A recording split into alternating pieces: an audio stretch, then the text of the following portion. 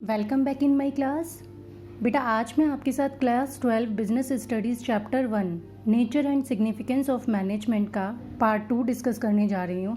हमने first class में concept of management किया था, कैरेक्टरिस्टिक्स फीचर्स ऑफ मैनेजमेंट किया था और आज हम क्या करेंगे, आज हम करेंगे इम्पोर्टेंस ऑफ मैनेजमेंट।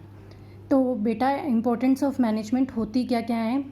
सबसे फर्स्ट पॉइंट है मैनेजमेंट इंक्रीजेज एफिशिएंसी। बेटा जैसा कि मैंने आपको पहले ही बताया था कि मैनेजमेंट के कुछ फंक्शंस होते हैं, कुछ एक्टिविटीज़ होती हैं। कौन कौन सी होती हैं ज़रा आप मुझे बताइए और थोड़ा याद करने की, रिकॉल करने की कोशिश करिए। Very good. Planning, organising, staffing, directing and controlling. अब इसमें मैनेजमेंट इंक्रीजेज एफिशिएंसी का मतलब ये है कि जब ये सारे हम फंक्शंस प्रॉपरली करते हैं, ठीक है, अगर हम ये सारे फंक्शंस प्रॉपरली करते हैं तो क्या हो जाता है, जो फर्म की, कंपनी की एफिशिएंसी है वो इंक्रीज़ हो जाती है। With the effective functions of management, effective functions करने से मैनेजमेंट के and organisation increase its efficiency, जो ऑर्गेनाइजेशन है उसकी एफिशिएंसी बढ़ जाती है by reducing cost and increasing productivity. तो बेटा ये तो आपको पता ही है कि अगर हम सभी काम अच्छे से करेंगे, इफ़ेक्टिवली एफिशिएंटली करेंगे, इफ़ेक्टिवली एफिशिएंटली मैंने आपको पहले ही बताया था। एफिशिएंसी का मतलब क्या होता है, doing the right task on time at minimum cost. कम से कम कॉस्ट में अगर हम उस काम को करेंगे तो क्या होगा, कॉस्ट हमारी प्रोडक्शन की कम हो जाएगी और इससे क्या होगा, प्रोडक्टिविटी भी बढ़ जाएगी। नेक्स्ट पॉइंट है बेटा management helps in the development of the society. तो मैनेजमेंट जो है सोसाइटी को की डेवलपमेंट में भी हेल्प करता है। कैसे करता है, देखिए मैनेजमेंट से क्या होता है, management providing good quality product. अगर अच्छा मैनेजमेंट होगा तो जो प्रोडक्ट की क्वालिटी है वो अच्छी होगी। क्रिएटिंग एम्प्लॉयमेंट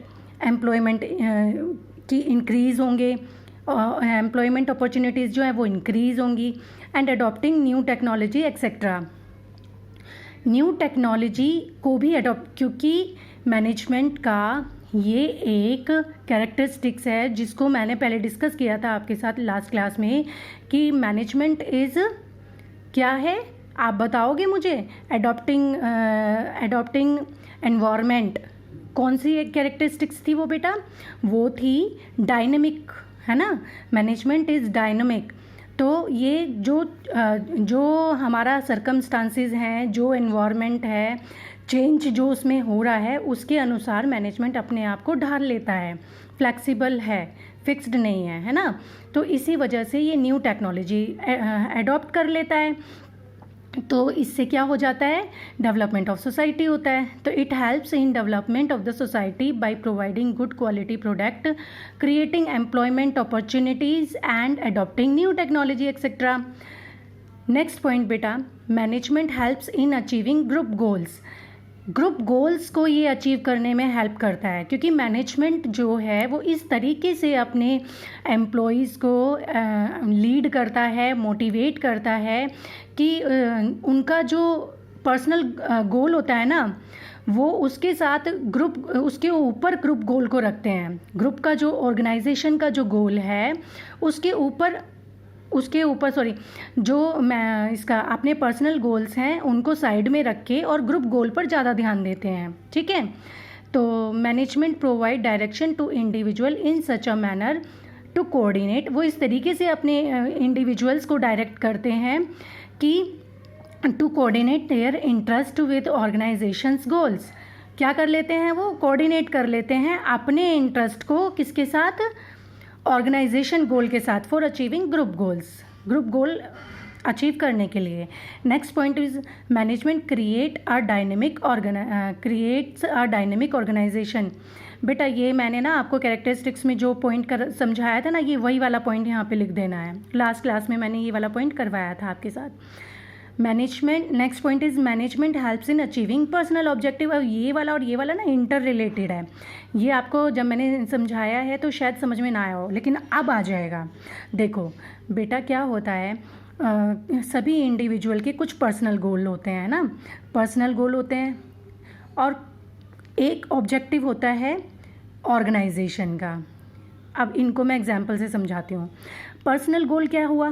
पर्सनल गोल हुआ जैसे कि मान लो मैं ये मान के चलूँ कि मैं जॉब करना चाहती हूँ क्योंकि मुझे एक बड़ा घर खरीदना है ना। या फिर किसी का पर्सनल ऑब्जेक्टिव हो सकता है कि मैं सैलरी में इंक्रीमेंट चाहता हूँ, या मैं अपनी अर्निंग बढ़ाना चाहता हूँ क्योंकि मेरे को बड़ी वाली गाड़ी लेनी है। ये सारे क्या हुए? पर्सनल गोल हुए, है ना, जो आपको चाहिए, जो आप जॉब, जिस कारण से आप जॉब कर रहे हो या कोई भी इकोनॉमिक एक्टिविटी कर रहे हो, वो किस कारण से आप कर रहे हो, तो वो हो गया आपका पर्सनल ऑब्जेक्टिव। अब ऑर्गेनाइजेशन ऑब्जेक्टिव क्या होता है? ऑर्गेनाइजेशनल ऑब्जेक्टिव होता है कि जो ऑर्गेनाइजेशन ने सेट, जो मैनेजमेंट ने सेट कर दिए हैं कि हमें इस टाइम पीरियड तक इतनी सेल करनी है, फिर हमें इस टाइम पीरियड तक इतनी रिटर्न चाहिए, हमें इस टाइम पीरियड तक अपने बिजनेस को इतना ऊपर लेकर जाना है। ये हो गए ऑर्गेनाइजेशन गोल। अब देखो, अगर आप अपने पर्सनल गोल हावी रखोगे अपने, तो क्या होगा? आप ऑर्गेनाइजेशनल गोल को अचीव नहीं कर पाओगे, है ना। तो मैनेजमेंट क्या करता है? मैनेजमेंट ये करता है कि इन दोनों जो इंडिविजुअल्स हैं उनके पर्सनल और ऑर्गेनाइजेशनल गोल के बीच में तालमेल बिठाता है, ठीक है। तो management motivate and lead individual in such a way, motivate करता है, लीड करता है। ये जो दो टर्म है इनका पूरा चैप्टर है, ठीक है, वो हम बाद में करेंगे। लेकिन मैनेजमेंट मोटिवेट का मतलब होता है किसी का मनोबल बढ़ाना, है ना। जैसे आप पढ़ रहे हो तो आपकी टीचर आपका मनोबल बढ़ाती है ना कि आप कर सकते हो, आप करते क्यों नहीं हो, आप बेटा कर सकते हो। तो ये होता है आपको मोटिवेट कर रहे हो। एंड लीड, और आपको लीड भी करती हैं। लीड कैसे करती हैं? कि आपको पढ़ाती हैं, पढ़ाने के साथ साथ आपको टाइम मैनेजमेंट बताती हैं कि बेटा ऐसे करो, इतना टाइम आप कम से कम इसको दो, इतने एक्सरसाइज आपको डेली करोगे। तो ये हो गया लीड करना, ठीक है।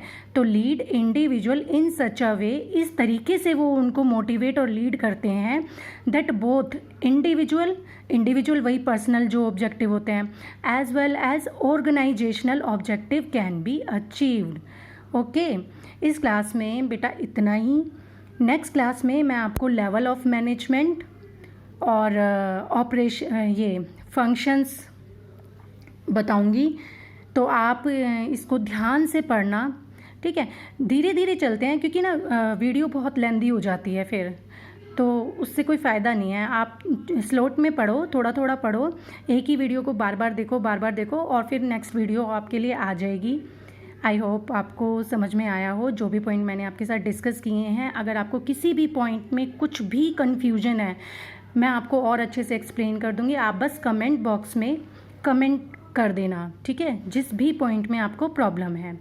अगर आपको मेरी वीडियो अच्छी लगी हो, अगर आपको मेरी वीडियो से जो ज़रा भी बेनिफिट मिला हो, तो बेटा मेरी वीडियो को लाइक और शेयर ज़रूर कर देना। मेरे चैनल को सब्सक्राइब कर देना ताकि जो भी आगे वीडियो अपलोड हो वो आपको पता चल जाए। Thanks for watching.